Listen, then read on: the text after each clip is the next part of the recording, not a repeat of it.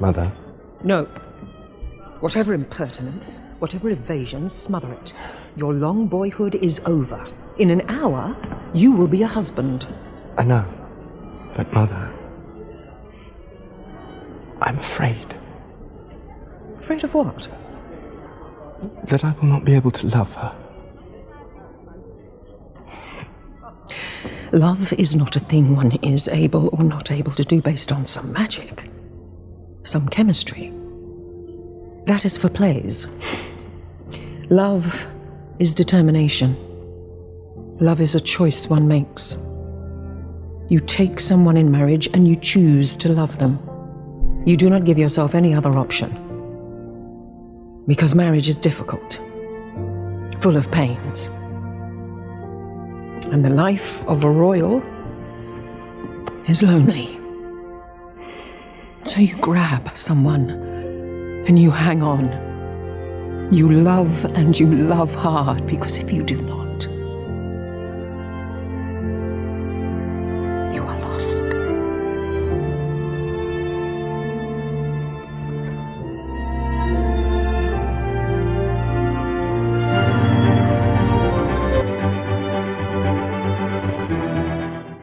All the way from Providence, Rhode Island, welcome to Queen Charlotte, our Bridgerton podcast with Mary and Blake.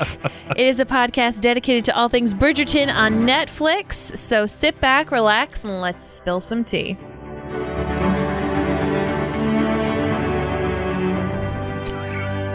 I had the wrong document up on my screen. You absolutely did. Yep. And again, ladies and gentlemen, if that is not 100% proof that we read that intro every single time, Yeah. then I don't know what to tell you. Hey, you know, some people have pre-recorded stuff. Blake and I like to be authentic. We're right in all Yes, the time. yes, we are yes. dedicated to you, There the we listener. go. Now we are on the correct Google Doc. Hey, who said we needed to be prepared for a podcast? Me. Whoever said that we were professional? Oh, goodness gracious. Hi, everybody, and welcome back. Here we are in the penultimate episode. Wait, who are you? My name's Mary. They know me. I know, but, you know, we I got know. a formula my here. My name's Mary Larson. I had the wrong document up, Blake. Ugh. And I'm just Blake. Oh, there we go. See, that's the reason why I wanted to So say stinking cute. Hey, speaking of just Blake, Yes. I came up with a new t-shirt idea. What's that? You could have one that says, I'm his Venus, and I'm her Farmer George. Oh, I love it. Mm-hmm. We're going to do it. Looking for my Farmer George. We're totally going to do it. Yeah, all those things. Looking for my Venus. Oh, You could have one that's like totally in, and you could put, my garden is in bloom and I'm looking for my Farmer George. Oh! Mary.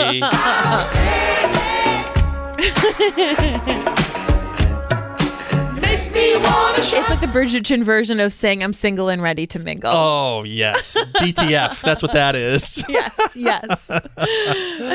Oh, man. Oh, my gosh. Well, this Marketing episode- genius you are. Oh, thank you. Yeah. Yeah, I did it as I was like driving yesterday, and I left myself a voice note. I left a lot of voice notes for myself. Oh, okay, good. So I'm going to be perusing both devices in this episode. I mean, look at all these. These are all my voice notes. Holy smokes. I know. I'm She's like, got- and I need ladies this, and and I gents, need she's got at least 20 in there. Yeah.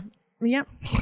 And this is what I put. T-shirt. He is my Farmer George. She is my Venus. Done. The next thing I have is not Queen Charlotte related. It is to get the Carole King show tickets at Theater by the Sea for us this summer. Oh. But the next one is Charlotte gives corn to the poor. So we're back to Queen Charlotte.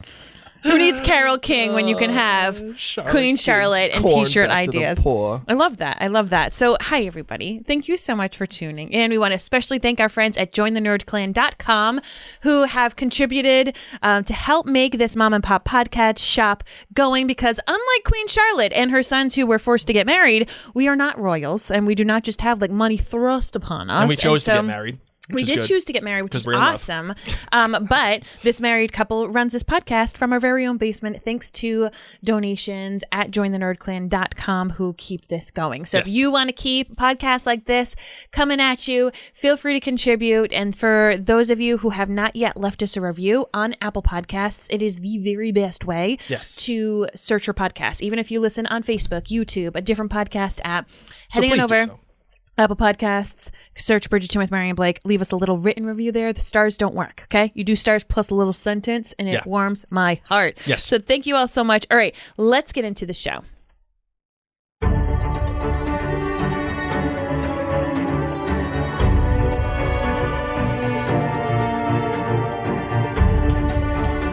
All right, this was entitled Gardens in Bloom, Mary. Mm-hmm. Gardens in Bloom. I think my garden's in bloom. Oh, wow. Okay. Is your garden in bloom? I mean, my garden's dealing with some issues right now. Fair enough. Like horses. Okay? Let's just say that. Fair enough. All right. So, yeah, My gardens in taking bloom. a siesta. My garden wants chocolate chip ice cream and a heat pad. Whatever, this is an adult podcast. That's another great... My garden does not need tending to. Wait, hold on. Let's just we'll get the split shot here. Why? Because we're talking about your garden. Ready to have some watermelon sparkling water. Give me my moment of peace. Get off my screen. For friends who do not watch the video version, I'm sorry. Oh, all right, man, Marvin, that was good stuff. So Gardens in Bloom. All right, sorry, I'll go back to my shot. I'll Thank go back to my shot. There we go. All right, Gardens in Bloom, which is obviously a reference to what they were talking about in the present day about what's her name there, Violet, her garden being in bloom, and that she was happy about it, and then Charlotte letting the garden die, quite literally letting the garden die. Oh man, oof. Sent shivers up my spine. I'll tell you that. And then also as well, it was written by Nicholas Nardini. You should know that name because he wrote the last episode 104, Holding the King, and it was directed by, once again, Tom Verica, who has directed every single episode of Queen Charlotte so far and is probably one of the lead directors for Bridgerton as well, as we have come to refer to him here at Marion Blake Media. He is the Shondaland All-Star. So that is that. Marvin, how many cups of tea are you giving this episode? This fine episode gets 4.8 cups of tea. Okay, fair enough. For me, I'm going to be in like the 4-6 range. Totally get it. 4-6 range. I may even go as low as 4-5, 4.5. There's some things in here that we gotta question. It's a little. We got to question. I agree. And we'll get there when we get there. Okay, all right. Okay. All right. Now we're gonna go to the split shot, Mary. Okay. All right. Because this is what we do here. Okay. By the way, cameras upgraded to 4K. Oh my. All the cameras 4K. On the day where I didn't blow dry my hair, I'm just letting it air dry. I have like natural minimal makeup because I'm heading to Pokemon Club at our kids' school in a little bit. Yes. Hey, it's all good. Hey, it's we're all good. We're good. All right. So you're GBG. You're good. You're bad. And you're great. My good is Agatha. I actually thought that this should have been the clip that you played, to be honest, when Agatha is in the gallery with Violet, and she's like, nobody tells our stories. We've got gardens too, all right? And nobody talks about marriages and the love that we want to have as women who are of the older generation. What the heck? All we do is gossip and like set people up, and our love stories are worthy of being told. And I was like, this is what Queen Charlotte is. Queen Charlotte is Agatha's speech right here about how like the more complex relationship stories also have a place, not just the like licking an ice cream spoon or touching a hand glove, which, but like, let's be real. I'll never turn it down. No, I will never turn down swan sex or bookcase sex. Like, give it to me. Yes, love, love, love. But the nuances that happen within relationships that are hard, just like what Queen Charlotte in the clip that you did play, it is hard. It can be a lonely life at times, not just if you're a royal, but anybody. And so I loved what Agatha was saying to Violet. And I just feel like that was a beautiful encapsulation of the journey that we go on in Queen Charlotte in general. My bad, Lord Ledger. Deal with you later. Put a little pin in that.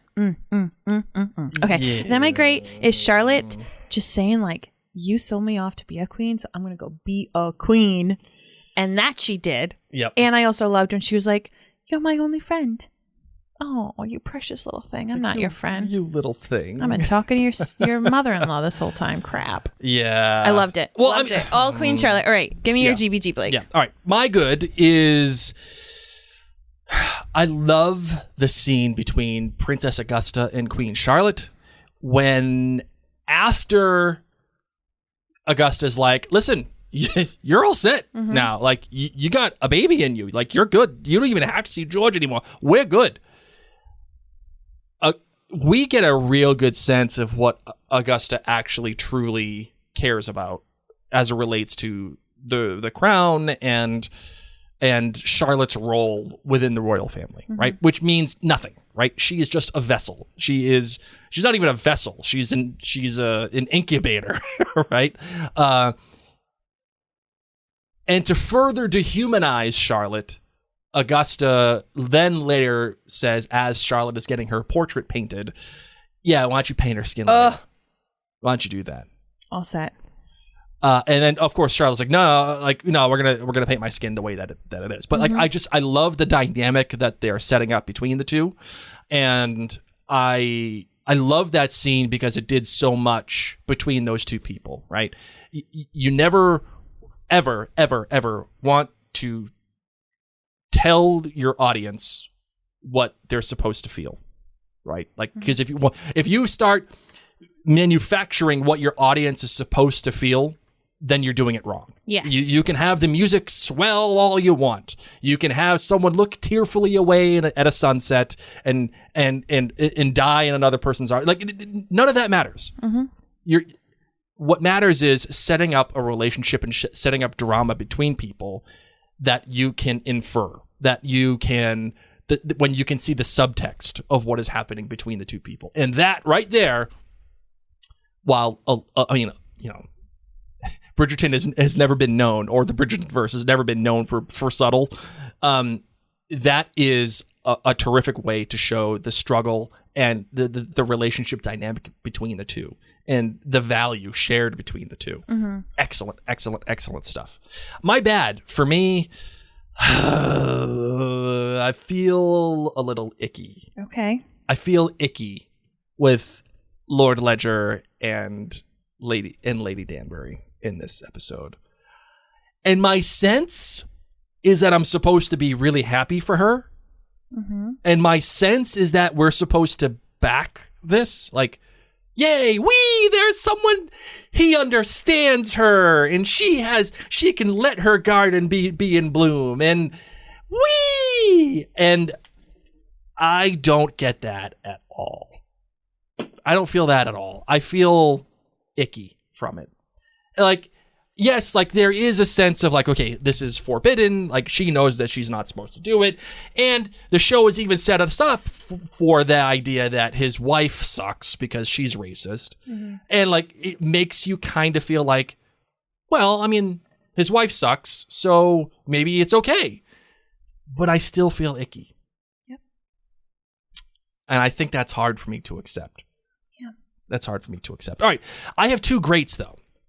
As you all know, I'm all about flashy. Give me all the flash, baby. And I got some good flash. It's not in your face flash, but it's flash. Okay. Right? Little flash. Brimsley holding out his hand. Oh. Ready to comfort Charlotte. Yes. Can't do it. Yes. Wants to be her friend. Can't be her friend. Yes. Loved all of it. Give me all that Give me all the slow-mo. Give me the reaching out. No person in their right mind is ever going to do that in real life. It ain't going to happen. Why not? Because nobody does that in real life. I would do more. You're of even like awkward doing it now. No, but that's what I'm saying. Like, I wouldn't just like slowly go in and out. That's what I'm do saying. Like an awkward, like, do I, like start, stop. Like, if you went like, like, okay, I get that. But like, to like hold out your hand, like, it's just dramatic for the sake of drama. Yeah. Okay. Okay. No one in real life is ever doing that. Okay, Blake. That's why I'm saying it's flash. Okay. All right. I love the flash. Me too. I'm in on flash. Good. It's not in your face flash, but it's flash. It's like fla. It's floss. Yeah, floss. Yeah. So I'm in on that. I thought that was great. Another good visual representation of what they're trying to show you. He is a servant, and she is the queen.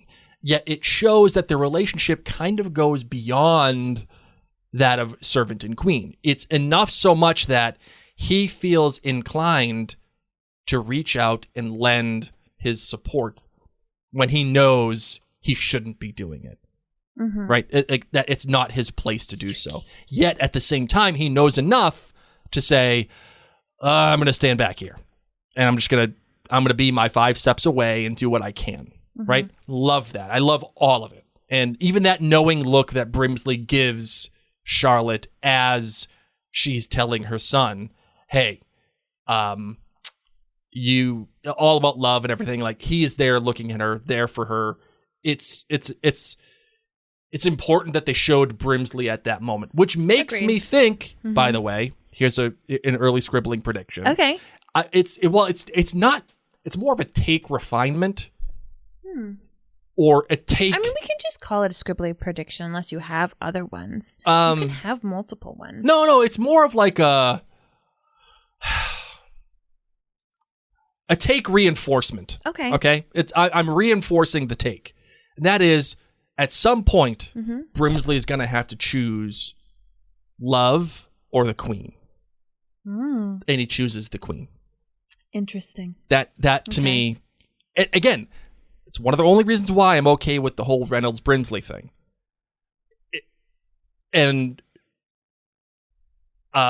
showing the amount and dedicating the amount of time that it takes to give us an actual relationship, as opposed to spending more time with Charlotte and George or whoever. Like, if the result is one of them has to choose between love or their duty, right? And ultimately, maybe they choose the duty, whatever.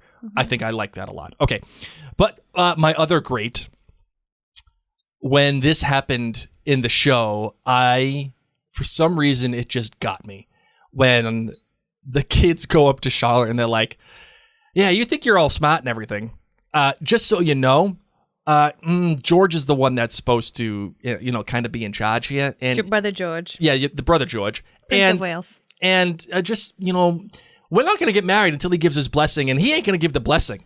And she looks at George and says, why don't you do me a favor? Give the blessing for the... Be a good boy. Just be a good boy. Give me the blessing. And he goes, yeah, okay. Yeah. But that's not the great. The great is the little laugh that she has at the end of it. Yes. She's like,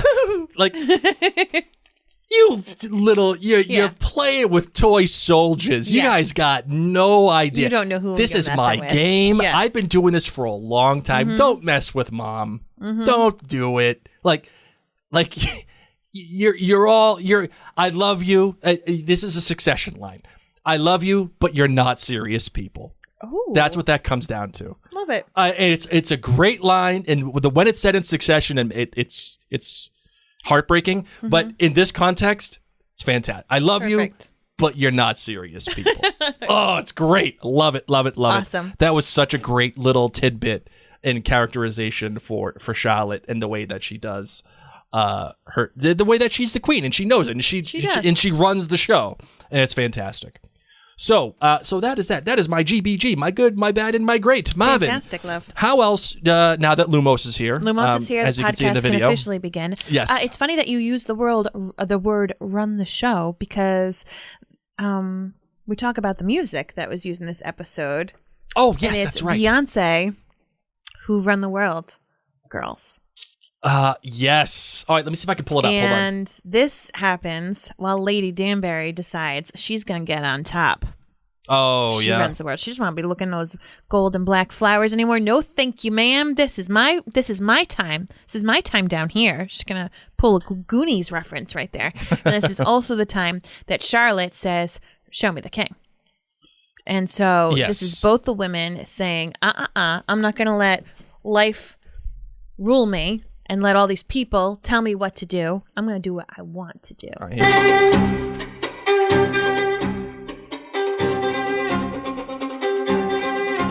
go. Interesting. Yeah, I mean, I love this in general for this entire show, just because it is so female focused and like showing how, they're making these moves and making these decisions. Even when Lady Danbury's husband was alive, she was the one that was like pulling all the strings and making everything happen. So these are two very powerful women who also in this episode verbalize that they're going to now be friends, which is really important to have that female friendship as well. And together they're going to be making choices and making moves that affect them and affect really the rest of the society, which is super cool. Yeah. So, we have Lady Danbury who stands up in this episode and introduces her son to the princess. And we're going to see what comes of that, but we know what comes of it. We know that the lineage does continue on in one way or another. Queen Charlotte saying like, I will not lay down and stay in this castle with my crazy mother-in-law, Right. and not see my husband who I keep writing to. We're going to make this happen. So awesome choice of music. Once again, using Queen Bee. Oh yeah, you can never turn down Queen No. Bee. I think Queen Bee is the one person Mary would question our marriage for. That and that's okay. I'm fine with that. Okay. Yeah. I like at the end of the episode that Queen Charlotte just goes in there and says, okay, if I'm going to be queen, I'm going to be queen. What I especially loved is that Brimsley could almost read her mind. You know, she's going up the stairs into Buckingham House with her brother following behind. And he's just like, yep, well, you're just going to learn how to deal with this. You naughty girl. I sold you off to be the queen. And so you have to be better. And you see her stop and the wheels kind of turn in her head where she's like, oh, I am the queen. Yes. And she just says, Brimsley. And he knows. He right away. says, stop the carriages. Yep. And I thought that was so cool because he has been trying to encourage her to find her voice, encourage her to like stand up for herself. He has also had it with not knowing what's going on with the king also. Sure. So he is all in Team Queen. And it's not like they talked on the ride over where she was like, you know what? I should just show up there. You know, they didn't have that. So I love how in sync Brimsley is, whether it's from the beginning time like this to seeing in the future. I'm here for it. Yep. I think the show has done a spectacular job with the relationship shared between Brimsley and Charlotte.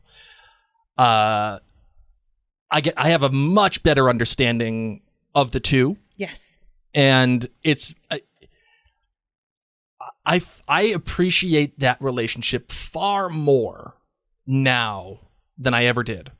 And then I would even say too, obviously, the relationship shared between Lady Danbury and Queen Charlotte. I think that relationship is very well thought out, especially given the events of this last episode.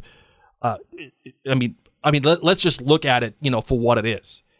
When Charlotte has nowhere else to go, after even going to her brother, what does she do? She decides, I'm going to Danbury. Because she's the only person that's actually ever been honest with me. And she's the only, from day one, everybody has either had some sort of subversion with Charlotte, or somebody has lied to her in some way, or indirectly lied to her in some way, right? No one is above board with her. And Lady Danbury is the only person that has been above board. Mostly, yes. And, well, that's the thing. I like that, too. Yeah. Because, for the most part, it's above board. Because we also have this... We have her speaking to the Princess Dow... Or the Dowager Princess. Yes. And we don't know how much she's told her. We don't know how honest she's been with her. We don't know how much she's kept from her. And...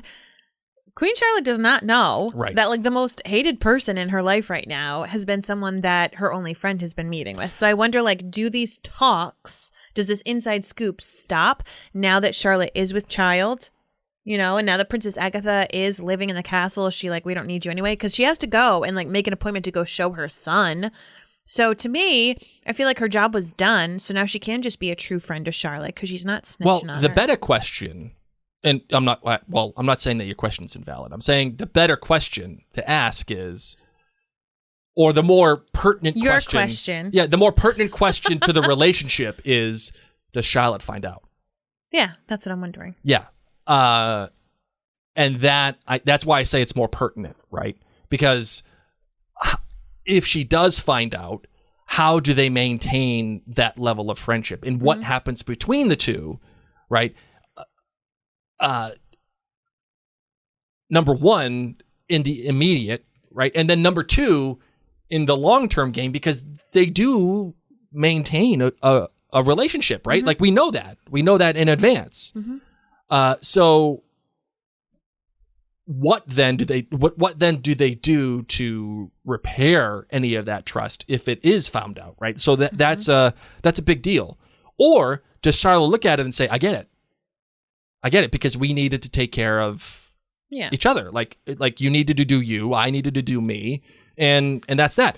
Because can you blame Agatha for doing what she needed to do. No, and from what we saw on screen so far, she really doesn't share too awfully much. It's more like, actually what I've seen it do is put the princess on ice and thin ice and say, okay, like, I've got you, and, you know, trying to stand up for equality, and also kind of throwing around that I know more than the queen does, and you're kind of in trouble right now, you know? So I agree with you. I think it's okay. If you were Charlotte, Mary, and you found out that somebody that's your friend, right? My like, one friend. Your one friend is going to your mother-in-law and giving her... I wouldn't take it well. Yeah, that's my question. I would not take it well. Yeah. I didn't think that you would. Tauruses never forget. Yeah, no, they don't. Ever. Yeah. Nope. Welcome to the most stubborn sign. But I don't, not to say she's a Taurus. I am. Yeah, no, Mary is. Absolutely. 100. If there was more of a definition of Taurus, I don't know what it is. Protect my herd. Yeah, it's Mary's picture. But if you that's what it is. It's just Mary there and with a headshot. Hi. It's me. All right. You know, Marvin, I think that we should probably talk about all of my bullet points that I texted myself. Well, yeah, obviously. But we should probably talk about the Lord Ledger of it all to get it off our chest and to not to as just fun as Charlotte giving corn to the poor. What are we doing here? What are we doing? We're having an affair, Blake. We're having an affair, and we're having conflicted feelings about this. Okay, so first off, let's just table the fact that this is Violet's dad. Well, that's why I'm feeling icky about it. I'm feeling icky in general. Okay. Well, yeah, it's an affair in general. This is a married man. Yes.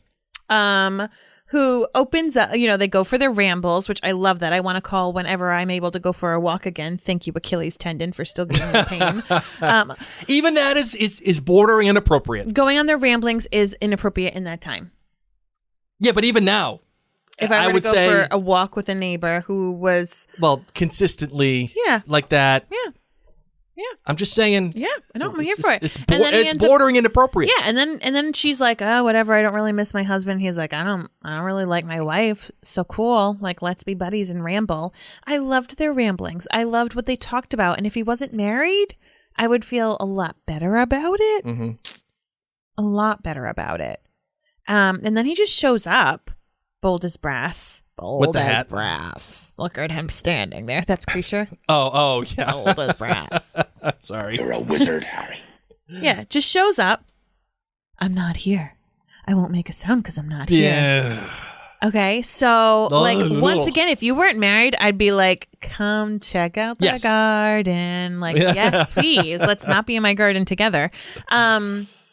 Because I find him so deliciously dashing, and I love his persona. Mm-hmm. And I, you know, in Bridgerton, we get to see all of this romance, you know, without even having to like hook up, just the way that they interact. And I loved it. If he wasn't married, then you throw in the fact that it's Violet's dad. Yeah. Okay. So he's making this crown. Yeah. Violet she still got the crown, by the way. She still got the hat. She gets an orgasm putting the crown on. Okay? Like, that is a magical crown. And then she talks with Violet. You know, my garden finally bloomed. It was a late bloomer. Yeah. How can we monetize the orgasm hat? We need to find a way to monetize the orgasm hat. I don't want to. I mean, you could just say, looking for my Farmer George and have the hat. That won't make any sense. No. Okay. Well, whatever. Anyway, doesn't matter. So when she's in the gallery talking to Violet, and she's like, Violet, I'm so happy you told me you were horny. I love it. I was horny too. Not with my husband. It was awesome. But then she says, but when I got that, when my garden didn't bloom, I cherished it and I nurtured it. Great. So are we led to believe that this, like, we nurtured it with your dad, this rumpy pumpy session, which happens in Who Run the World Girls. Oh, it happens. And like, how long did you tend this garden? Because the way that she talked about it... Well, the first time was probably about 30 seconds. The way she talked about it made me feel like this went on on. Or, here's the other thing I thought. All right. So we're going to get a little open and honest, friends. And by this time, you've listened to this much of the podcast episode, so you're probably not like my mom and dad, okay? And if you are, whatever. You learned how to work a podcast. Congratulations. So Congratulations. Hold on, let's get Mary here, right? Right. What? Mary single shot. There we go. Oh my God. Okay, we're going my grapes, my watermelon seltzer, and Lumos. Thank you, Blake, in all my glory. All right. So I have shared in some other podcasts that I am a survivor of sexual assault, and I am saying that like what happened to Lady Agatha was, in my opinion, it's so tricky, right? Because like here she is, she's groomed since she's age 3. She didn't want to be having sex with this man, and yet she was his wife, and we didn't really see her protest. So, but no matter what, she has terrible, terrible feelings about sex with this man and sex in general. And so I vividly remember when I became like, when I fooled around post my assault. And I did it with a guy who I never saw again. Oh. And he was very sweet and kind. And he was just like, just so you know, like I go to a different school and I don't know if you're looking for a relationship. And I went, I'm not looking for a relationship. And I like was very happy that I wanted to be physical. And I felt like so proud of myself for just being like, oh, I found this gentleman attractive. I loved having a little fun with him. Whatever. Goodbye. See you later. And he almost looked at me like I was some jabroni being like, whatever, like some Jersey Shore, like, let me call you a cab. Yeah. But it felt so empowering to me. So when I watched this episode, if I was able to kind of pause the fact about the Lord Ledger being Violet's dad and being married, what I saw was Agatha, who for the first time after going through assault in her own regard, you know what I mean? Like not having sex with someone who she never really wanted to have sex with, who she was made to marry, and sex was never a pleasurable thing for her to claim that. And then to be like, no, I'm going to be on top. I'm not going to have the flowers do this. I'm going to be in charge of this. I'm going to be in charge of the rate and the pace and all this kind of stuff. And so, yes, she was having like ecstasy in sexual orgasm way, but also in this ownership of like, I can claim this and this can be mine. And I loved that for her. So that's why I'm so conflicted, because there's a lot of it where I'm like, ugh. And yet there's this other part where I'm like, yes, you get it. You get it, girl. When she put that crown on, yeah, that's what I got out of it. Wasn't like Violet's dad was so hot, but instead I was able to take ownership of this, which was a bad thing for me, and I claimed it. Sure. All right, so let's go down that road. Okay, let's go down that road. Okay. Because I think, well, you certainly went down a road that I want to go. Oh. And I think my next question was going to be this. Okay. So that is, what does the show want you to feel? Right? Because I don't know. Is it unfair of the show to be like, yeah, Lord Ledger's wife sucks? Like, we know that. Okay, she sucks. Yeah, she's a terrible, racist, like, selfish. And I mean, like, within context. Yes, still. Terrible, racist, selfish. Yes. Yes. Bad mom. But I would probably say she's more of the norm than anything within context. Yes. Okay. So let's just look at it like that. Okay. But regardless, the show is presenting us a scenario with our 21st century sensibilities, right? And it should, right? So the show obviously wants you to not like Violet's mother. Yes. For a very specific reason. Yes. And that feels a tad manipulative to me. Okay. Because I mean, it helps explain why Lord Ledger would be searching elsewhere. And that's why I'm saying it's a tad manipulative, right? Because it's just setting the stage for you to be okay with the fact that this guy is going to Pound Town with Lady Danbury. Yeah. And I'm not sure if I'm okay with it. Well, and that's the thing. I think it's a really interesting dynamic because I feel like a lot of things in Bridgerton are pretty straightforward. Yeah. You are going to like these two be together. Oh, look at them. Look at their cute little romance. Ooh, yay. Yes. Love it. But Queen Charlotte has just flipped it, right? I didn't like George for a long time. This is a complicated marriage that they have. We have Agatha, who was in a loveless marriage and now is doing this.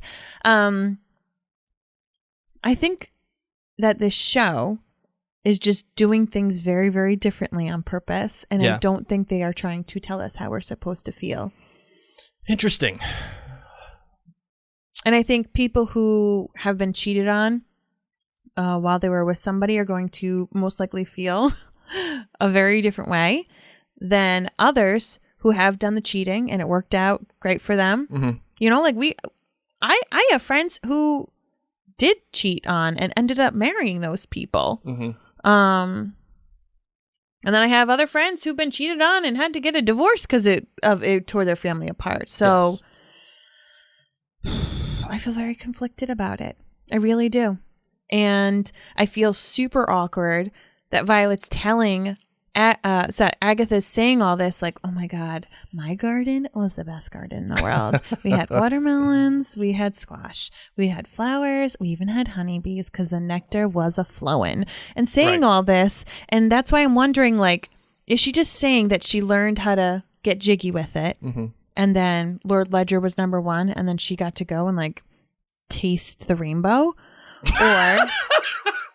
Sorry. You know what I mean? Like, or are we supposed to believe that, like, she had a long time relationship with Lord Ledger? Yeah.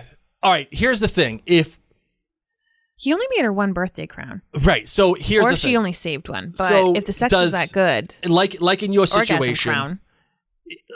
Like in your situation, if it's just, hey, I took command of this. I owned it, and I did it, and that's what opened up, let's just say, the floodgates. Right? I would feel better with that. I would be more on board. Yes. Like, right? Like, I'm, okay. I get it. Like it's a one-time thing. It revealed a world to you that you didn't know. Shining, shimmering, splendid. Yes. A new world. The orgasm hat, it did its job. And then you kept the orgasm hat because it reminded you of that time. It opened up your world and you did the whole thing. But then you took a cue from Violet and started to bang all the footmen. Right. And maybe that's what happens. They're always available. Ready, willing, and able, if you will. Okay, I can get on board. If, however, this is a thing that continues. Which, like, they're friends. Right. They enjoy each other's rambles. Here's the other thing. Will they get brambles here's up their hoo-has? There's going to be a lot worse things than horse pies. Does Violet find out about Agatha, you know? She's going to have to. Well, no. Because if it's just a one-time thing, then, hey, hear no evil, see no evil. Then don't talk about your sex life, Agatha. If Agatha's not referring to the dad, she's referring to... Yeah, just sex in general. Like, listen, man. Like, just... Sleeping around's great. This thing happens. Or just sleeping with someone who's not your husband after your husband dies. Right, like, because, like, where she's coming from as a person... Yes. I loved it. Agreed. When she said, I hated this guy for so long, and when he died, I was happy. Yep. But then, after that, I didn't know what to do because all of my life was catered to him. Since I was 3. And I didn't have a place. I don't have a place. Like, think of that. Mm-hmm. Like, you may not have been, ready to marry me since you were 3 years old, but you can relate to the fact that, like, you've shaped your life around me and I you. And if I died, you would be in a better place than Agatha was. But you would still kind of be like, what do I do now? Like, I don't have a husband. Like, I have to redefine myself. And I know me. Like, if you were to pass away, like, I wouldn't function. Like, and emotionally, I couldn't do it. No, exactly. Well, and that's a different level, like you said, than Agatha. Like, we do love each other. Right, but, like, you get the idea of, like, where's my place in all of this? Which is what Violet is going through. Yes. Yeah, and so I just love this show because it's bringing this about, many many people are widows or widowers. And many of them have this happen at a point in their life where they could have a different garden at some point. Yes, and that's why I thought about playing the scene that you suggested, Mary. I gave it serious thought, and then I decided to not do it, only because I like the idea of love, number one. Like, I'm always a sucker for that. You are. I'm always a sucker for that. And like, you have a choice in what you do.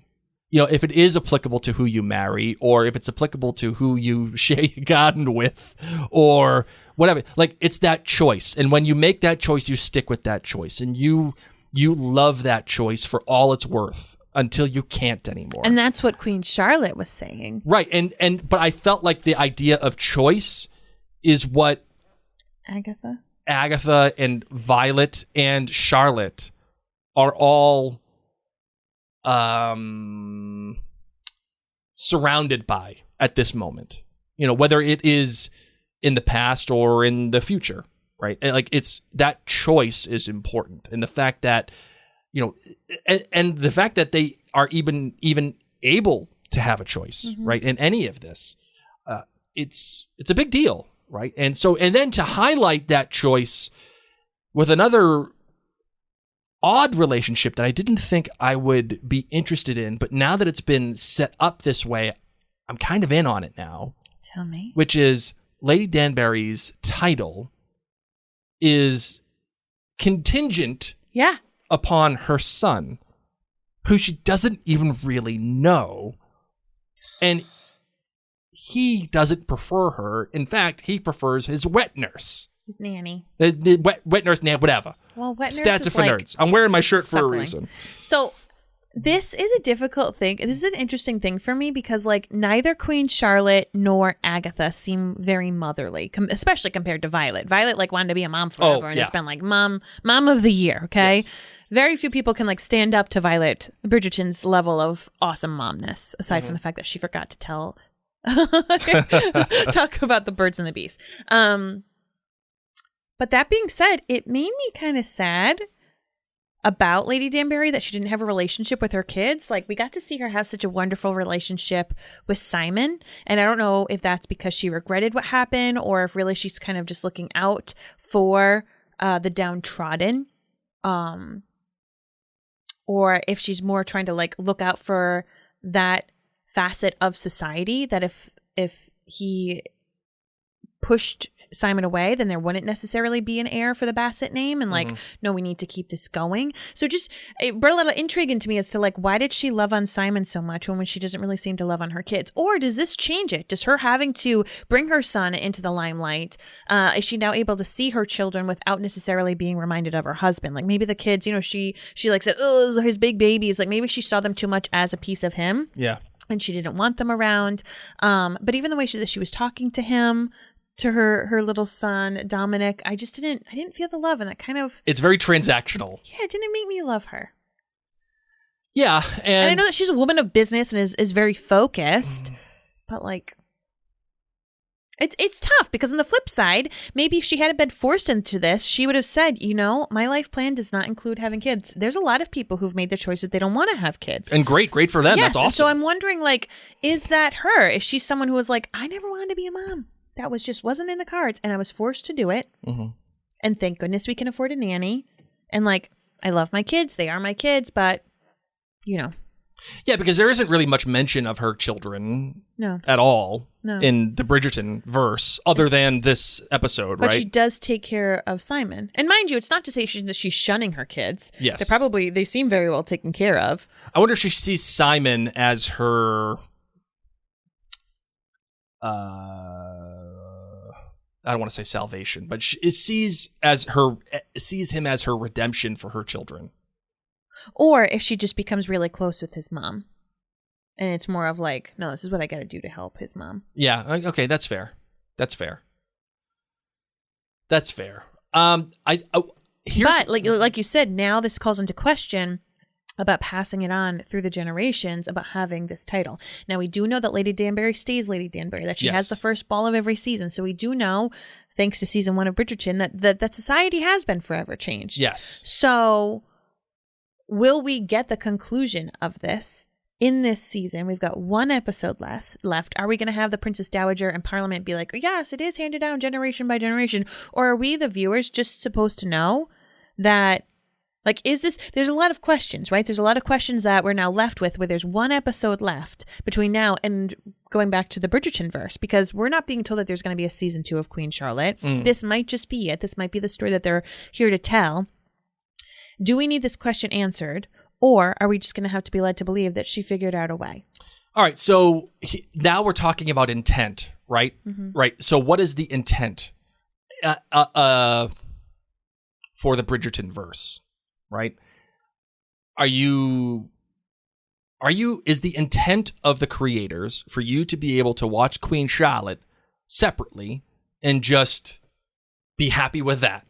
No. Or is the intent for you to watch the first 2 seasons of Bridgerton, watch Queen Charlotte, and then move on? Yes. And they're supposed to be consumed at the same time? Yes. Okay. Because, I mean, even in this episode, Violet touches upon Gregory and Anthony and Eloise. She talks about all 3 of them. Oh, Anthony's on his honeymoon. Yes, because of what just happened in season 2. Yes. Gregory's gotten big, which probably means Gregory's going to be recast, right? Yep. And Eloise is still fighting with Penelope. Yes, everybody remember that whole Lady Whistledown thing? Right. So, like, no, I believe you're supposed to, the way, they do not want this to be a standalone show. Okay, so if that's the case, then I would say it does not need to be answered, right? Because Agreed. it's at a point right now where we already know the answer, and for them to like have a formal thing, I think would be, I mean, it would complete. Okay, and then it comes back to what do you, like, how do you define a complete story within a story, right? Or to me, yeah, because I don't need it answered. Like you said, we know the answer. We know that it works. So to me, I'm led with, like, Lady Danbury is such a driven person, and now she's got besties with the queen. Once again, the queen, the one who has just decided, I'm going to be the queen and do what I want. Yes. So part of me feels like I'm not going to need the answer. Right. Because everyone in that society, everyone who came to Lady Danbury's house is looking towards her. So she's going to be the one that finds a way. And I trust that she will. Plus, I know she will because we know the future. Yep. Do me a favor. Yeah. Just turn around and fix your earphones because you're pulling on them. Sorry. That's okay. And then just plug it back in. Why? Because it's driving me. I can hear it in my headphones. It's driving me crazy. Sorry. Sorry, everybody. Live broadcasting. All right, here we go. Yeah, so I think it just comes down to intent, right? And it comes down to how you define a complete story within a story, right? And what matters, right? And because if the overall story matters, then no, you don't need to have this moment. However, I've always been one that if you tell a story, make it a complete story, right? By the way, speaking of all those people showing up at her house, what the heck? What do you mean? Oh, with the Smith Mice, the Bassets. Oh, everybody, like, planned this, got dressed, so we're showing up at her house unannounced. Yeah. She could have been in her underwear. She could have been having her garden groomed. Oh, yeah. Or taking, you know what I mean, done some gardening. She could have been doing whatever. She could have been grooming the garden. You never show know. up, like a dozen people rudely show up. Yes. Without saying, hey, we would like to meet. Yeah. What are we going to do? You don't need to surprise her. Don't even send a note. No. Yeah. Not even a memo. Jerks. Jerks. Agreed. But it also shows you their desperation, right? Like, it shows you that they were. Where's your class? Where's your class? True. Good point. Where's your brain? Money don't buy your class. That is a deep cut. You're welcome. Real Housewives of New York. That is a deep. Isn't it money doesn't buy you class? Is that it? Yeah, money doesn't buy you class. Oh, my Countess. goodness. The Countess from Real Housewives of New York. Yep. Wow. That's a deep cut right there, Mary. Good job. You're welcome. We might have to No. exit to that song. Yeah, it shows you their desperation at the very least, right? Like, these people are concerned, and they have every right to be concerned because, as Lord Bute says, there's no provision for them to retain their title. Like, it is what it, like, you did the thing, that's great for you. That doesn't mean you get to keep it. Lord Bute. All right, He needs a piece of corn up somewhere. Oh, yeah. He grind his corn. No, I don't want to grind his corn. I hate him. That's another deep cut. Yeah, interesting. Very interesting. Very interesting. I do love what you said about the garden reference. We got to see Charlotte saying, let's take down the food. Let's give the corn to the poor. She really does care about the destitute. Love, love, love. Yep. But then, of course, she's back out with Brimsley. He says, what should we do? Let it die. Let it die. And that's right after the Agatha Violet conversation about our gardens. And he's like, oh, and here she has been writing the letters. You think about that stack of her letters that she's been just writing over and over and over to George, telling him everything. And he's not even getting it. Yep. Getting into George. When Reynolds does go to check on him, now George is yelling the word torture. Yes. So we were talking about torture before in the sense that like George was allowing it. He was kind of asking for it. He was asking for more of it. Now he is actually yelling the word torture, which to me says this isn't what torture. I want anymore. Right. Let's. I don't want this. Why don't we pump the brakes a little bit? Mm-hmm. Yeah, that's how it felt to me. And how Reynolds is now manhandled and thrown out. Yes. Which just made you feel so victorious when she comes in, when Charlotte comes in, and you should be glad that I'm not, getting rid of you to the doctor. But when she gets George and she's like, I'm Venus, you know what? Screw it. No. I'm Charlotte. Charlotte, and this is our baby, and we need you to be George. We need you back. Yes. And he came back. Yeah. Oh my gosh. I started to cry. Oh man. Yeah. How could you not cry? It takes a lot for me to cry. That's true. In shows. That's true. I'm a But this made me cry. It made me think of you. Really? Yeah. In what way? When you weren't well. Yeah. Yeah. Yeah. Not great, Bob. No, it's tough. Great. It's tough. Not it's great, tough when Bob. you go through, struggles, particularly mental and emotional struggles. Yeah. That don't necessarily have like an end heal date. You break a bone, you get sick, you have surgery, you have all these things, and there's like there is ideally an end heal date. Mm-hmm. But when you're going through something that is more mental and emotional, there isn't necessarily that. And it can be very scary and very taxing and trying on the person, obviously, who's experiencing, but also for their loved ones. Sure. And you do try different things. And you do sometimes have to have those kind of talks where it's like, we need you back. Like, so it was tough. It was tough for me to watch because I know that in writing that, the writer's room, some people there had seen loved ones who they had to like talk to. And, sure. You know what I mean? You could feel that. Yeah, and again, it always comes back to, well, first of all, it always goes back to The Godfather, number one. That's a Mary and Blake commandment. All right, Blake commandment. No, that's a Mary and Blake media commandment. Okay. But no, it always comes back to, again, relatability. How, as viewers, can we relate to these characters, right? How do we care about them? Yeah. Right? And the number one task for any show, regardless of if it's a comedy, if it is a drama, if it is suspenseful, if it's sci-fi, the number one task any show has is, do I care about the people? And let me tell you, friends, it takes me a long time to care about people. And I podcast about shows. Yes. And I care. Like we've said, it took you about 2 seasons to care about Uhtred. Yeah. On The Last Kingdom. By the way, go to MaryandBlake.com. Listen to The Last Kingdom podcast with Mary and Blake. So yeah, the number one job is for you to care. And you care by relatability. Yes. And relationships and how those relationships evolve, right? And the drama that's shared within those relationships. But it always comes back to, do you care? And I can say that I care not only about Charlotte and George, but I care about that relationship and how that exists. So and seeing that stack of letters made me wonder, did Brimsley read every single one? Was this the one that she was writing for her brother to come and get her? Was this the first one?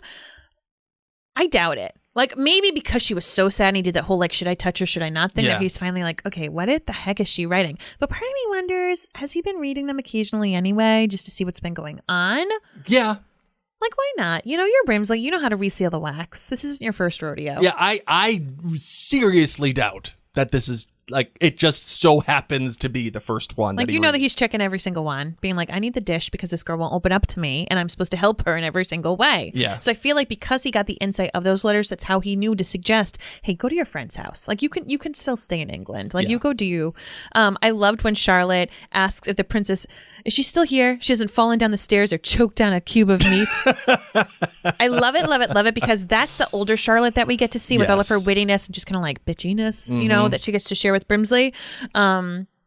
So I love it. The other thing that I wanted to point out is we need to keep in mind that Charlotte is pregnant this entire time. So you think about all the extra hormones and emotions that people are going through. Oh, yeah. I mean, there is perinatal depression and anxiety, just like there's postpartum depression and anxiety. There's perinatal, like while you are currently pregnant.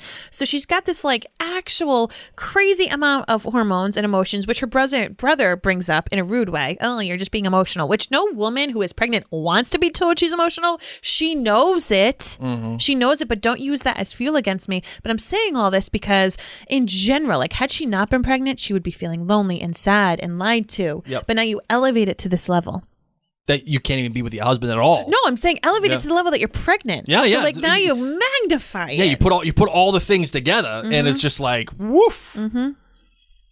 That's a storm. And then Augusta tells her, Augusta, I don't know if you noticed this. Augusta used the swear word. No, what? Fortunate.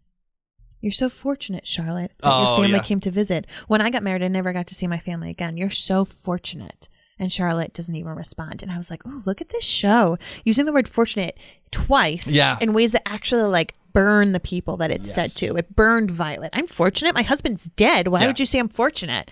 You know, and Charlotte, thank you. I'm a prisoner. I don't even see my husband. Yeah, I'm really fortunate. So I thought that was a really neat callback.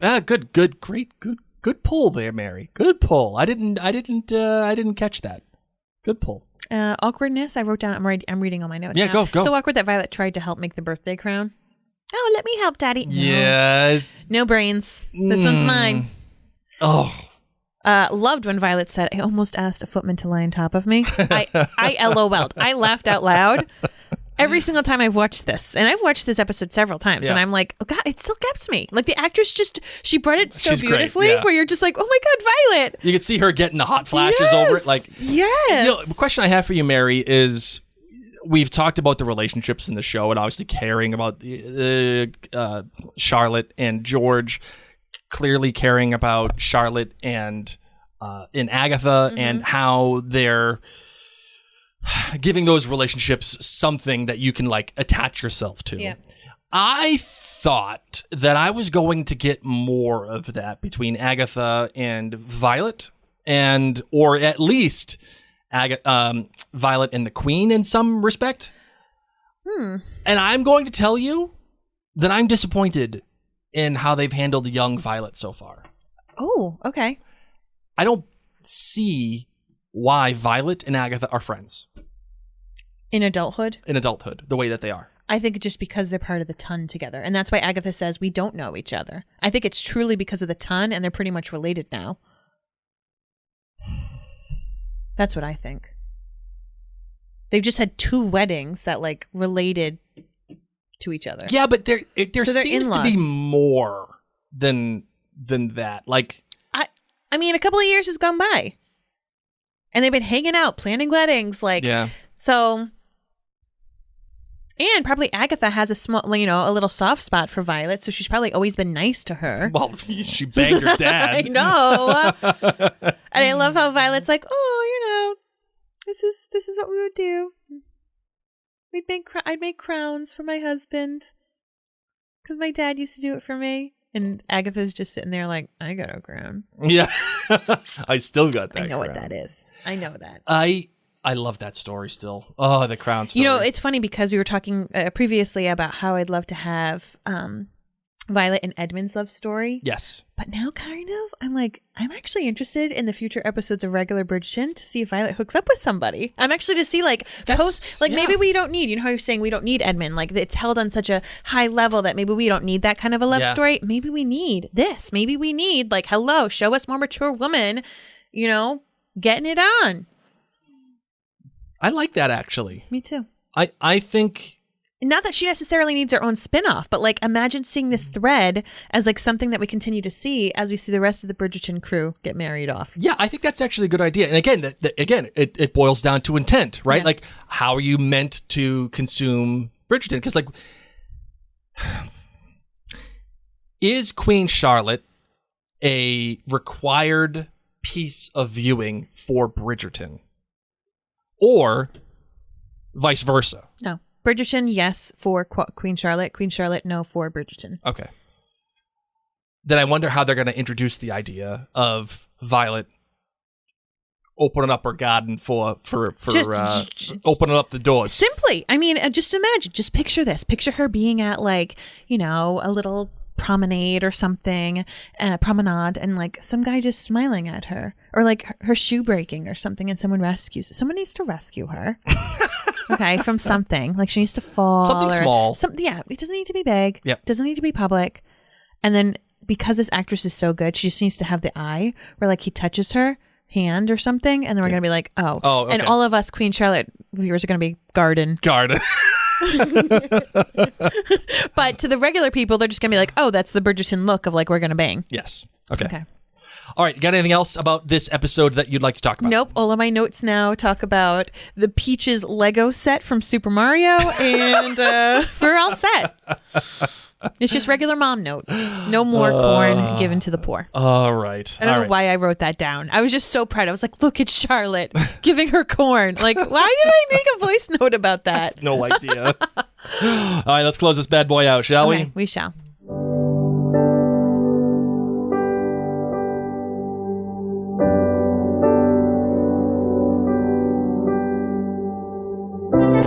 I didn't do Money Can't Buy You class. I was gonna. Thank you for not. But I didn't. The tone deaf countess can stay in our distant memory. Money Can't Buy You Oh class. my goodness gracious. Thank you Oh, all it's the so worst. incredibly much for tuning in. Blake and I wanted to remind you that in addition to our Bridgerton podcast, of course, we have loads of other podcasts. We are doing weekly episodes covering the Harry Potter series. We've podcasted about the Rings of Power on Prime, Amazon Prime, yeah. and House of the Dragon, but also one of our favorite stories that touches upon love in so many different ways is the show This Is Us. And yes, This Is Us is done showing, but I gotta tell you, if you've never watched the series, we're gonna recommend to you, because we know that you're romantics at heart, to watch This Is Us and listen to our podcast. We podcasted about every single episode of that show, and it is by far one of the favorite shows that we've ever podcasted about. And if you've already watched the show, but you didn't necessarily listen along with, do a rewatch, because once again, we know you're romantic at heart. And that show, oh, swoon. I will tell you this. There are few things that change me. There have been a couple of shows that have changed me. And This Is Us is one of them. Agreed. I'm not saying it's the greatest show ever, No. but I'm saying it changed me. And in a very great way. Yes. As a husband, as a father, and it's just, go listen to it. Yay. It's very personal for Mary and I. And thank you so much for leaving your ratings and reviews in Apple Podcasts. We read them. It warms our heart. And on that note, my name's Mary. And I'm just Blake. Go out there and brew some tea.